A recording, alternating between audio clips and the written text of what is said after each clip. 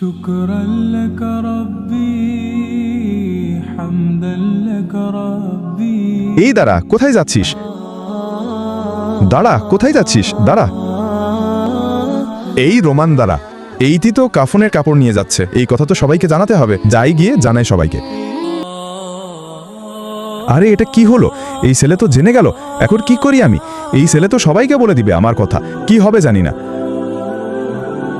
আরে ভাই, কি হয়েছে? ঘাবড়াচ্ছ কেন? কিছু হয়েছে? আরে কি হয়েছে? ঘাবড়াচ্ছ কেন? আরে আমি ঘাবড়াচ্ছি না। রোমান ভাই কবর থেকে কাফনের কাপড় নিয়ে কোথায় যেন গেল। আরে তোমার মাথা খারাপ হলো নাকি? কাফনের কাপড় নিয়ে যেতে পারে কবর থেকে? বন্ধুরা, আমি তো শিক্ষণীয় ভিডিও বানাই, তাই বলে তোমরা লাইক সাবস্ক্রাইব করবে না? এটা যদি ফালতু ভিডিও হতো তাহলে অবশ্যই লাইক সাবস্ক্রাইব করতে। আরে হ্যাঁ, আমার কথা বিশ্বাস করো, নিজ চোখে দেখছি আমি।